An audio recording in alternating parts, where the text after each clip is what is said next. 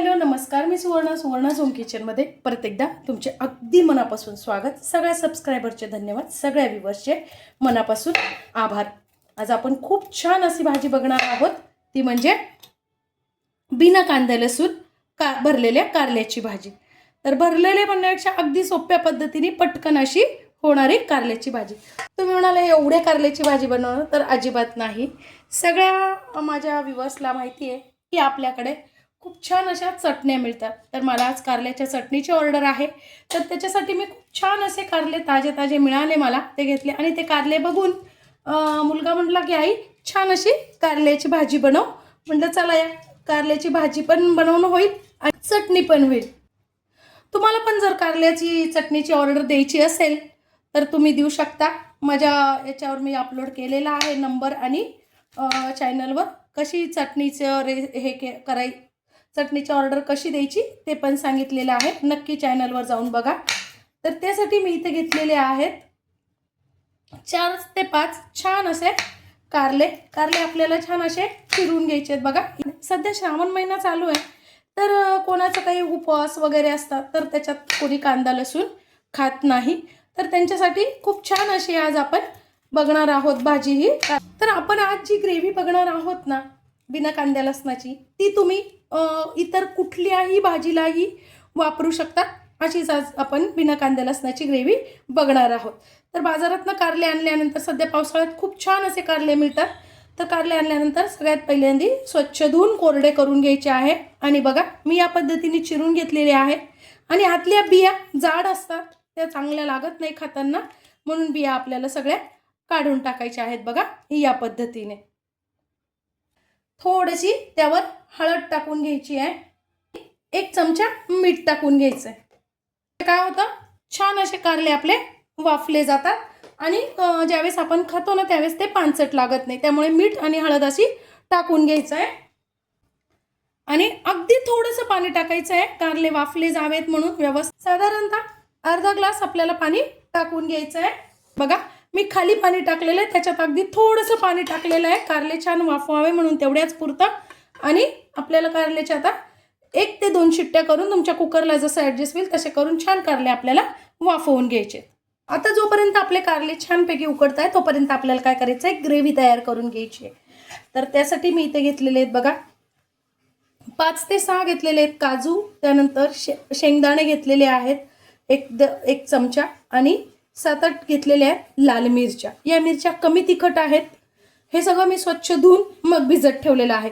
तुमच्याकडे काजू नसेल तर तुम्ही स्किप केले तरी चालतील, फक्त शेंगदाणे घातले तरी सुद्धा भाजी छान होती. पण असले तर छान बाहेरच्यासारखी ग्रेव्हीला खूप सुंदर अशी टेस्ट येते, म्हणून आपल्याला काजू पण घालायचे आहेत. त्यानंतर मी घेतलेले इथे 2 टमॅटो घेतलेले आहे. टमॅटो शक्यतो छान लाल घ्या म्हणजे ग्रेव्हीला कलर छान येतो. त्यानंतर 1 इंच घेतलेले आलं, 2 हिरव्या मिरच्या आणि थोडासा कढीपत्ता आणि खोबरं. आणि इथे घेतलेले आहेत मी या ज्या फुटाण्याच्या डाळ्या खातो ना आपण, त्याच मी डाळ्या घेतलेल्या आहेत. तुमच्याकडे या डाळ्या नसेल तर हरभऱ्याची जी डाळ येते ना ती 2 चमचे डाळ घेतली तरीही चालेल. आणि जर डाळही नसेल तर तुम्ही 2 चमचे डाळीचं पीठ छान भाजून घेतलं तरीही चालेल. त्यानंतर इथे मी घेतलेली आहे 1 चमचा कसुरी मेथी, 1 चमचा जिरं, 1 चमचा तीळ, 1 चमचा धन आणि अर्धा ते पाऊण चमचा घेतलेली बडीशोप. थोडंसं तेल आपल्याला टाकून घ्यायचं आहे. तेलात काय करायचं आहे, सुरुवातीला आपल्याला हे सगळे मसाले भाजून घ्यायचे आहेत. अगदी काही सेकंद फक्त आपल्याला हे भाजून घ्यायचं आहे. त्यानंतर त्यात टाकून घ्यायचं आहे खोबरं, डाळ्या, कढीपत्ता, आलं आणि हिरव्या मिरच्या. आता ह्या पण छान आपल्याला भाजून घ्यायच्या आहे. आता अगदी 2 मिनिटं खोबरं ते भाजलं झालं की टाकून घ्यायचं आपल्याला टमॅटो आणि आपण मिरची ते भिजून ठेवलेलं आहे ना काजू, शेंगदाणे आणि मिरची, ते टाकून घ्यायचं आहे. 1 मिनिट फक्त आपल्याला असं परतून घ्यायचं आहे आणि थोडंसं पाणी टाकून घ्यायचं आहे आपल्याला.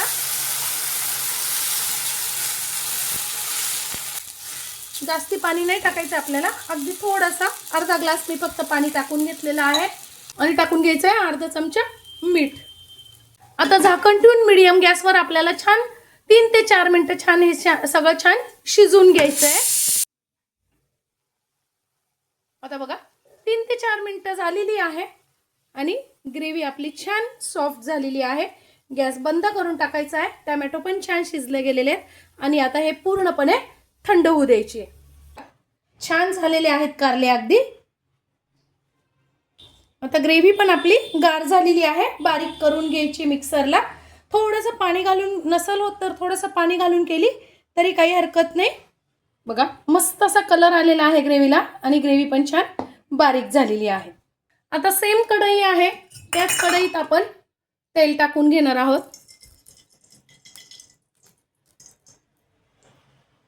1 ते 1.5 पळी मी तेल टाकून घेतलेलं आहे.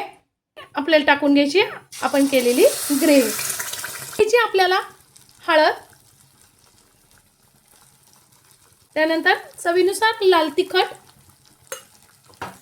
मी ते 1 चमचा टाकलेला आहे, तुम्ही कमी जास्ती करू शकता. आणि साठवणीतलाच आपला मसाला, तुम्ही इथे गरम मसाला, काळा मसाला, गोडा मसाला कुठलाही वापरू शकता. आता आपल्याला ग्रेव्ही छान तेल सुटेपर्यंत परतून घ्यायची आहे. एकीकडे मी लगेच थोडंसं गरम पाणी पण करायला ठेवलेलं आहे. थोडासा या भाज्यांना, ग्रेव्हीच्या भाज्यांना गरम पाणी टाकलं ना तर कलर छान येतो भाज्यांना. बघा ग्रेव्ही खूप छान तेल सोडलेलं आहे. ग्रेव्हीमध्ये पाणी अजिबात नसल्यामुळे ही ग्रेव्ही 8 दिवस फ्रीजमध्ये आरामशीर टिकते. तुम्ही अशी ग्रेव्ही बनवून ठेवू शकता, म्हणजे वेळेवर तुम्हाला डब्यासाठी छान भाज्या बनवता येतील. टाकून घ्यायचेत आपल्याला कारले आणि 1 मिनिट आपल्याला हे छान ग्रेव्ही परतून घ्यायचे. जास्ती नाही, फक्त 1 मिनिट टाकून घ्यायचं आपल्याला गरम पाणी. तुम्हाला कसे पातळ घट्ट कसं आवडतं तसं तुम्ही पाणी टाकायचं आहे. पाणी गरमच टाका म्हणजे कलर छान येतो. वा, आता इथे थोडीशी तुम्ही टेस्ट करून बघू शकता. मीठ आपण, कारण मीठ कारले उकडताना टाकलेलं होतं आणि ग्रेव्हीलाही टाकलेलं होतं, तर तसंच तुम्ही कमी असेल मीठ तर टाकून घ्यायचं आहे.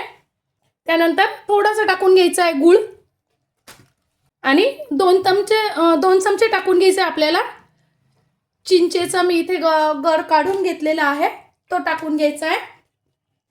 तुमच्याकडे जर चिंच नसेल तर तुम्ही अर्ध लिंबू पिळला तरी चालेल, म्हणजे भाजीची टेस्ट खूप छान येते.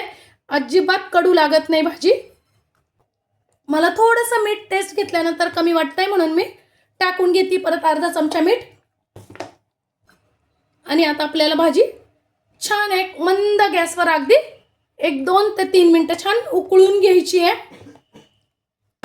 3 ते 4 मिनिट झालेले आहे आणि काय सुंदर कलर आपल्या भाजीला आलेला आहे. आता टाकून घ्यायची आपल्याला थोडीशी कोथिंबीर. बघा बघा किती मस्त अशी आपली कारल्याची भाजी तयार झालेली आहे. आजची माझी ही व्हिडिओ, ही रेसिपी तुम्हाला कशी वाटली कमेंट्समध्ये नक्की सांगा. चॅनलवर नवीन असाल तर चॅनलला लाईक, सबस्क्राईब आणि शेअर करा. आणि अशी बिना कांद्या लसणाची सुद्धा इतकी सुंदर अशी टेस्टी भाजी बनवून बघा, खूप सुंदर होते.